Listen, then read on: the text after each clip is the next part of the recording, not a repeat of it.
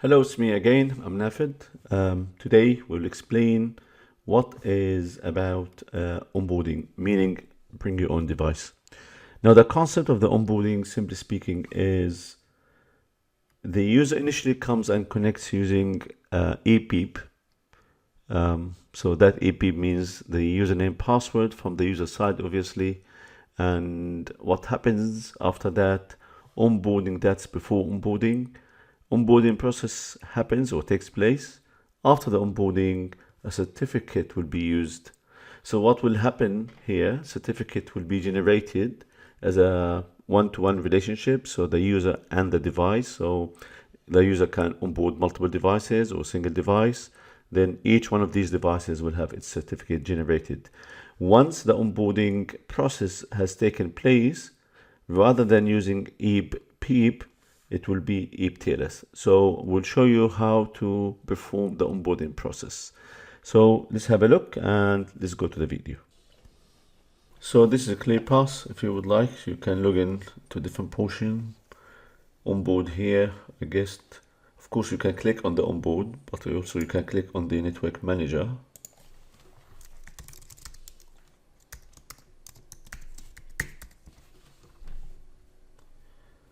You can go for onboard from here. I would rather go and right click, open a new tab. So that's a new tab. And that's the onboarding process. We're going to start and we're going to look and go through step by step. So usually the concept here to find out, so it's very simple. The user will connect initially using ePeep. They will perform the onboarding process. Then it will change from ePeep to ePTLS. Obviously, the device will be listed in the onboarding repository, including its certificate. So a user might have one or multiple devices. They will be listed, and they should be able to figure out if that device, as per the conditions in the service, and they will figure out if that device is onboarded or need to be re-onboarded or need to be onboarded from fresh, from start. Yeah. So we're going to go through all of these settings for the onboarding process. Certificate authority here, would like to create another one. There's a local one built by default. I'm going to create a new certificate authority.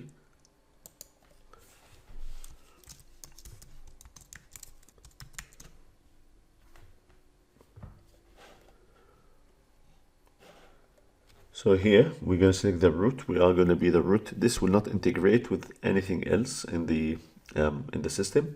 We'll provide the details. Now, of course, this is a lab environment. We're going to just we're going to provide some details here. Country we leave it as is, and I would like to change a few details here.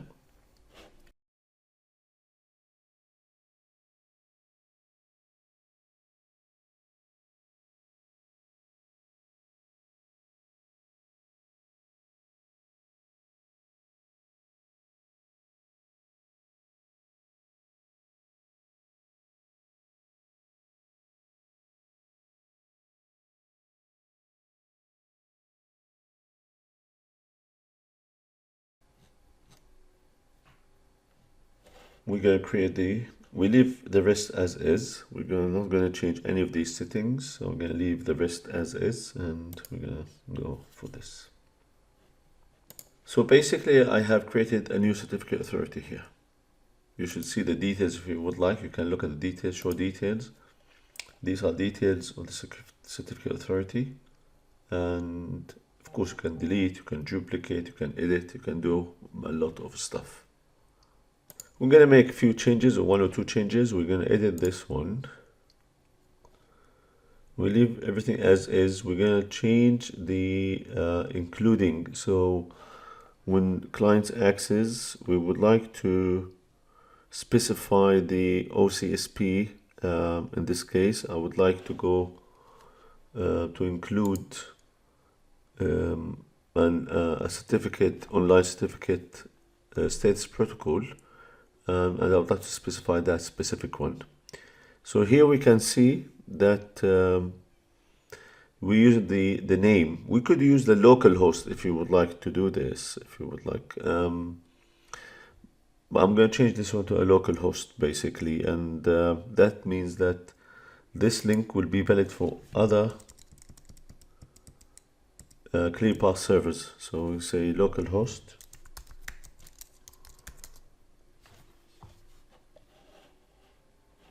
I'm going to save the changes.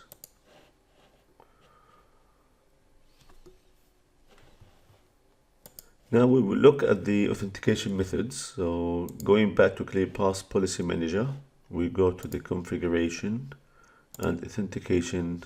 There are different methods. Now one of the methods will be with OCSP enabled. So click on this, and we would like to modify this authentication method. That's a default one. We're going to create a copy. We're going to copy this one, and we will modify the copy of this. Now we would like not to override the thing that is sent from the client, which is the one we have just made a change. So we will remove this one and make sure that whatever been sent, which is the one that was sent by the client, will be accepted and but will not be overwritten. I'm going to just change this one to my, to make sure that yeah, I'm going to say my lab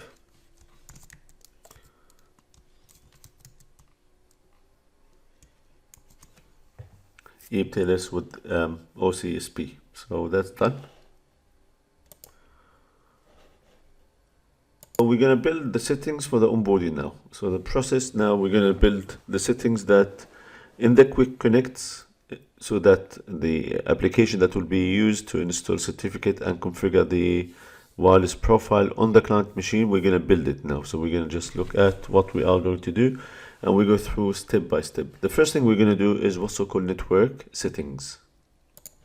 We go to onboard again, right? And we'll go to configuration, and in here we will go to onboard here, sorry, and we'll go to configuration here, and we'll go to network settings. Now we're going to create a new one, or you can just create or rename the existing one, but I would rather create a new one. Give it a name.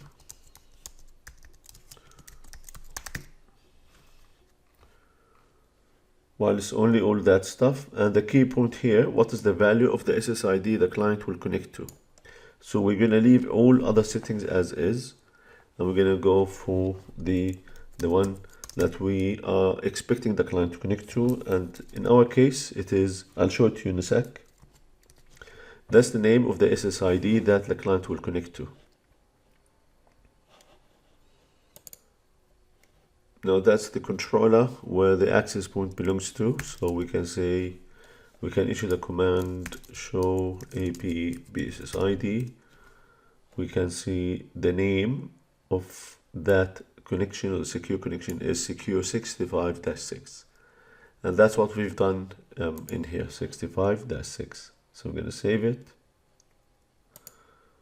Go next. So that's been saved, and we have created one now. We'll move on to the next one in the deployment and provisioning. We'll go to, if you look at other settings which we don't need or don't intend to change, you can always go protocol. It will always be EPTLS, what like to use. In our case here, we are using Windows, EPTLS. In the authentication, we're going to use certificate, as you can see. And there's no really change in here. And in the Windows, we don't really, in this case, we don't intend to do any extra stuff. So we're going to save the changes. Again, we have not made any change, but as I said, these are the settings that we intend to do or to use. In the configuration profile, we're going to create a new one.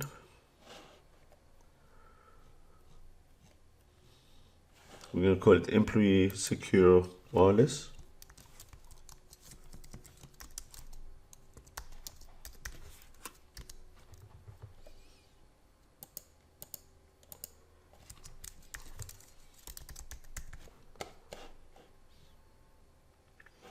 And in here, simply, we're going to use what we have created previously. So this is Employee Secure, and we're going to save the changes.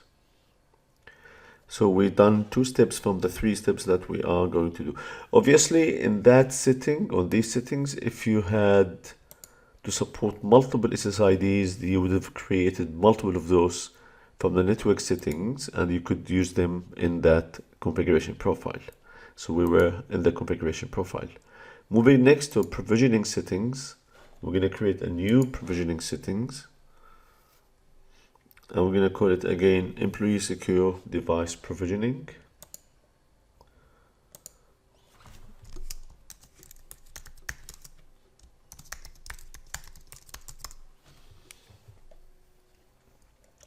And we'll just say my company.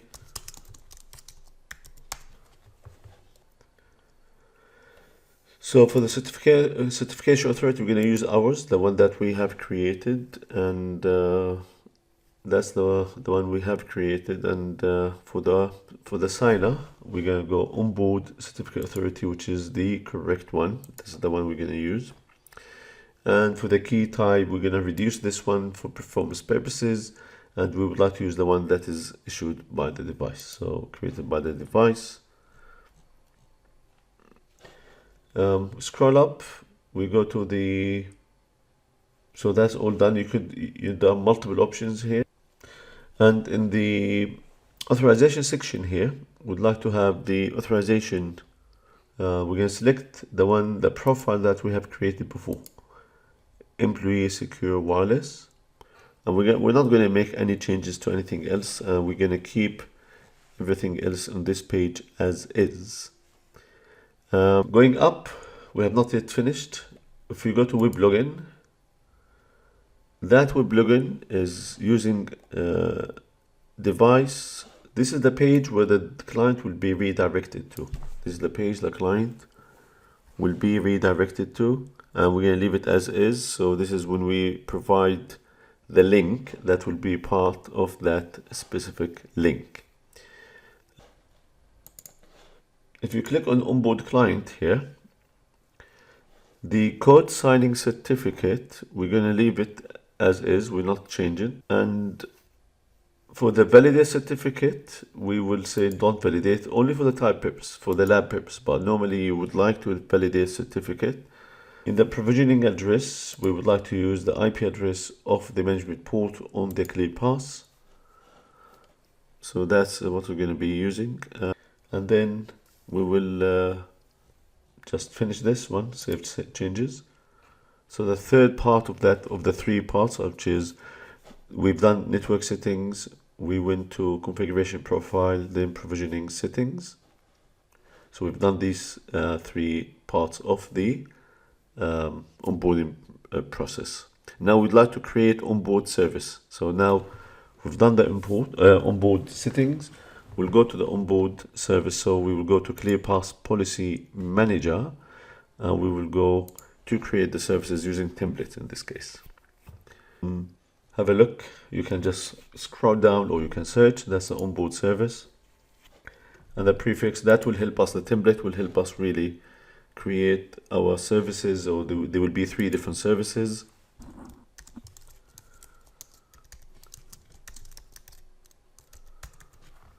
This is the prefix. Next, we will not touch this, we'll leave it as is. We will go to provisioning wireless, and this is the SSID name that will be used. So in here, secure, this is the service basically, and we're going to add the service. Look at this, that made life easier for us. How many role mapping, enforcement policies, enforcement profiles that have been created, and 3 different services. If you click here, you will notice these 3 different services have been created. Radius, application, that's for authorization. This is to look at the details, i.e. profile the machine, and this is the last one is basically to do the pre-authentication before the onboarding process. So the client connects initially with ePeep, and then the client will be, the onboard process will be performed, and then the client will be disconnected and reconnecting using ePTLS. We'll do a few modifications to just suit our lab environment here. we would like to go for the authorization service. So we're going to go for this. And in the under the authorization, we have guest here.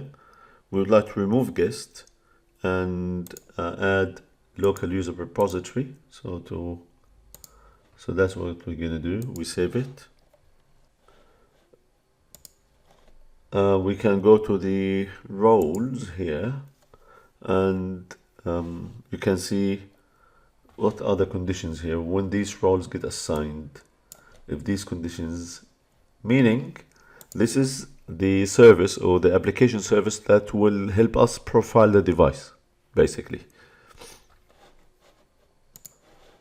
So we go to onboard provisioning, or we will go for pre-authentication. Now these are two application based, so we'll go to pre-authentication.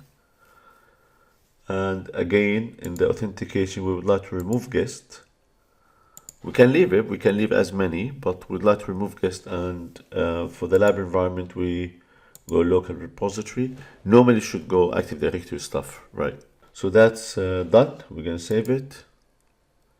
We will go to the Radius service now, which is the onboard provisioning service, so onboard provisioning service. And in the authentication, we would like to include, so OCSP enabled, right?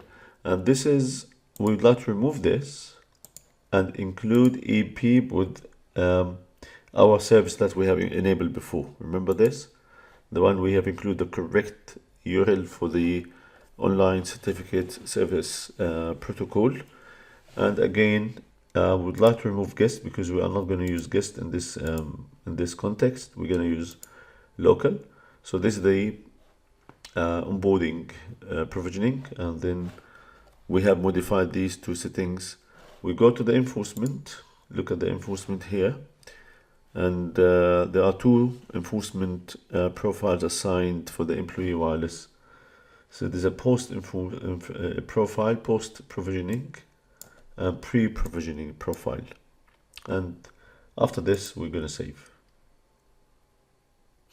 Oh, well, I think we have made a mistake here. So we're going to go EPTLS and EPTLS. I think we're going to change this one, remove it.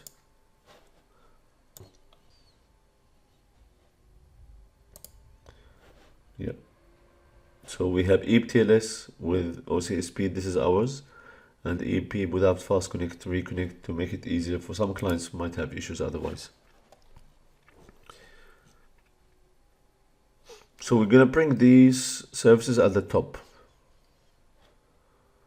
We're going to bring these services at the top. We're going to reorder stuff, and I would like to bring all of them at the top. So we're going to start from the bottom. The easiest way to go, move this, then move this at the top, and then move this at the top. So we have these services at the top. We save it, and to play it safe, I would like to disable this service, which is .1x authentication. Okay, so I'm going to disable that. Yeah.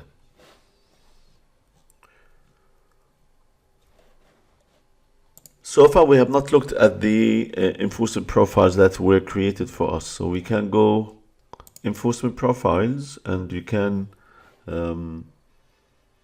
see that we can filter. So the name should contain, to make it easier for us to look at these enforcement profiles. So we have 3 of them. They were created for us. What is in pre-provisioning profile? This is the role that ClearPass will assign when the user first connects to the secure SSID using ePeep. So the role will be BYOD. What is this? This will be sent back. This is user Aruba role that will be sent back to the mobility controller where the service is running. And if you go and issue the command show rights on the mobility controller,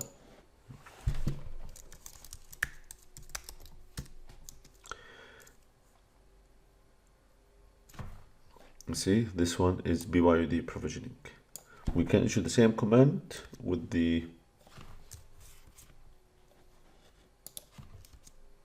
you can see the details of that, right? So these are 4 different policies here. That's for the pre-provisioning service that is being added for us. So we cancel this one and we can go for the post-provisioning. So what happens after the onboarding? And you can see the user role will be sent to the controller that says authenticated. This is a firewall role, and then simple term authenticated means you are good to go wherever you like. That's something that is on the mobility controller. Yeah. And that's what it is. So at least we have seen these enforcement profiles. Now we'd like to look at the controller. So remember, we need to, when the client connects and try to onboard, they will need to be redirected to a web page. So that web page, we need to look at the controller here, the controller, and we need to configure. The controller doesn't know otherwise. The controller needs to know to where to redirect the user should the user try to onboard on the system. So what we're gonna go, we'll go configuration, and this is part of the authentication. So we go authentication, and this is part of layer 3 authentication, and we go to capture portal. It is simply speaking a capture portal. So we have a service that says onboard. So on the onboard here, look at this. They need to know where to go, and that's where the page. So we're gonna supply the URL, the link to that specific page, which is device underscore provisioning underscore 2.php. So you scroll down a bit to find out where that is. So this is the login page that needs to be changed. So in here, probably the easiest way is just for me to copy this. I could type it. So this is the fully qualified domain name, and I'm gonna copy this to make life easier for me. Go configuration, highlight this, and we go. This is located on board, and then we go device underscore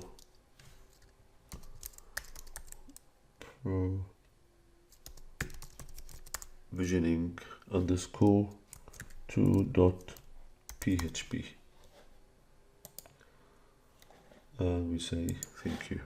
So we now instructed the mobility controller where the SSID is running to redirect users to that specific page. Obviously, the one in charge of redirecting is the mobility controller, the NAT device. And how that happens, remember there was a BYOD role that we sent to the mobility controller. That role is mapped to a capture portal. So if we go to roles and policies, and if you just organize by name, BYOD provisioning, and if you like to show advanced view, and you go to more, scroll down to authentication, you'll find the capture portal that says onboard. This is the one we have selected. So this onboard capture portal was there, if you remember, authentication layer 3 capture portal, and that's the onboard. And this is where we supplied all the details of the URL for the onboard page. Yeah, so this is just to verify and make sure that this specific role is mapped correctly to the correct capture portal.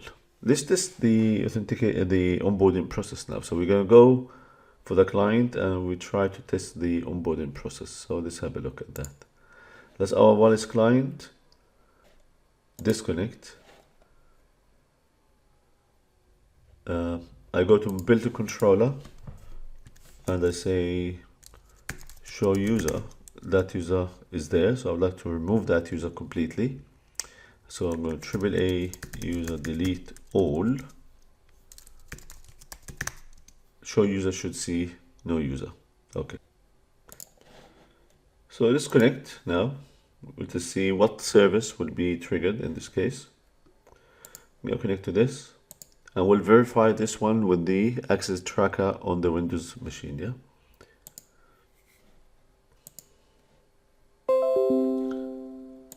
OnGo is still running. That's fine. That's something different. But now we connected. If we go to the ClearPass and we go to access tracker, we're going to see the client has connected as a contract user. What service that has served us is the employee wireless onboarding provisioning, which is the Radius service that we have it. So we can click on it and show configuration. We can see the service. That's the name of the service. And these are the details of the conditions. And here we're talking about the enforcement policy details. And these are the details of the enforcement policy and what enforcement profile has been, or the profiles that are configured. In the summary, you will notice we should have been assigned a pre-provisioning, onboarding pre-provisioning role. Okay? And remember, this is the BYOD role, isn't it, right? So that has been assigned to that specific connection. So now on the client, let's go to one of these browsers and just go to any destination. Let's say 10.254 and IP.21. This is one of the IP addresses in the network. That has redirected us to this page. So this is the page name, provisioning 2. Okay. And what we're going to do right now, we are redirected. We're going to connect as if we are connecting with our credentials in our network. So again, we're going to use our local user because that's what we have configured our service. And then now that has redirected us to the start quick connect. Start. And if everything has been configured correctly, we will be able to apply all settings that have been set inside the onboarding process. So now we're running the onboarding process step by step. We're downloading the application. We can go have a look and double click on that.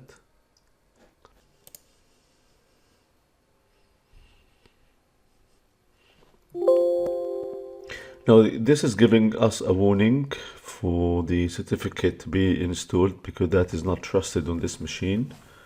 Now we're going to say accept this. Again, we're going to accept this and we'll connect. Now if you look at the access tracker, so you're going to see contract user initially connected using EAP-TLS, EAP, MSCHAP, and then the application-based services, which are the onboard services, have been invoked. And now we can try to connect again, and that should allow the client to connect using EAP-TLS. And the second connection, don't worry about these because this is the lab environment and there are issues with, basic communication between the wireless NIC and the AP, but then that's EAP-TLS. Now what we can look at is the certificate. So here we are on the onboarding. We can go to the CA management and control. You can view certificate. These are two different clients I have connected. That's for the user. So now this user has two different machines. View by username, this username, allowed. Of course, you can look at the certificates that belong to that username. Okay, there are two certificates, one per machine for that specific user. And you can view by certificate. You should see a list of two certificates. The certificate authority for this is this, and the type for this one is TLS client. So this means what we have configured for Windows, these devices have been onboarded. And again, to reconfirm the authentication method, the second authentication method, once the devices have onboarded, is EAP-TLS.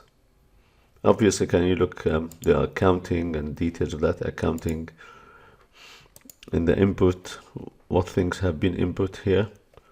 computed attributes. You can look at the input attributes as well. This is a fingerprint. All of these, option 55, option 60, multiple different options. So, and then in the output is what being sent back. So this is the Aruba user role, which is firewall role, VSA, and this is sent back to the controller, and the user is authenticated. If you would like to look at the controller and what kind of status does this user have got, we can see should a command show user should say authenticated, meaning that's the role for these two users, and it says authenticated. And the details of that user, MAC addresses, and forward mode is tunneling, the name and the type, the name and the type. Okay guys, thank you very much. In this video we have looked at the onboarding process and what are the steps that are involved in this onboarding process. Thank you so much for watching us, and we will see you in future videos. Thank you.